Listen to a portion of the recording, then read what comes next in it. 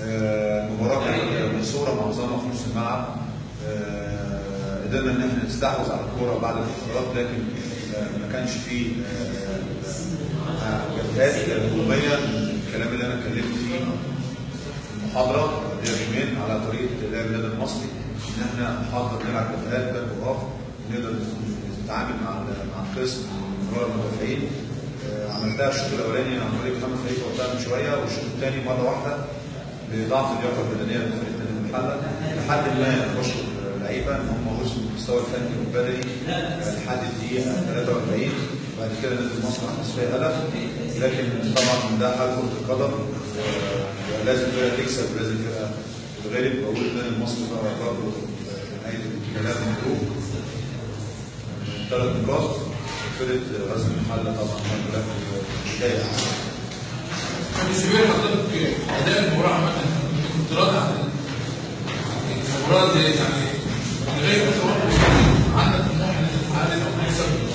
بالنسبه للمباراه الكل مثلا، يعني حضرتك كنت راضي عن فرقتك النهارده؟ راضي طبعا الحمد لله رب العالمين.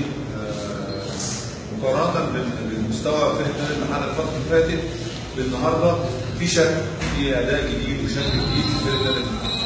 طبعا الامكانيات بتختلف طبعا، النادي المصري والمحله في الفئات السديه والامكانيات الماديه واللعيبه اللي موجوده، انما النهارده يعني معظم الفترات كانت انا ما شفتش في فرق بين فرقه نادي المحله وفرقه نادي المصري. فترات كتير قوي انا كنت بروح على الجون وببقى نادي مع كابتن حسام وبضيع وانفرادات لمحمد خليفه لاعب نصر النادي المصري السابق الحقيقي لعيب كويس.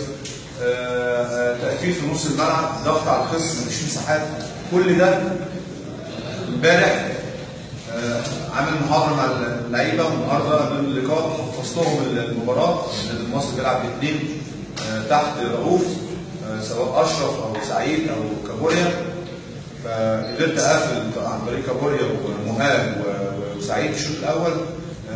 طبعا لما تحس ان الفرقه بتضغط عليك وبتقفل بتزهق، الفرقه الخصم بيتخنق، فاثرت على النادي المصري بعض الفترات، فساعدتني ان انا الوقت يمر لحد الدقيقه 43 لحد ما النادي المصري جاب فينا. سمير، هل كان عندك بعض الحلول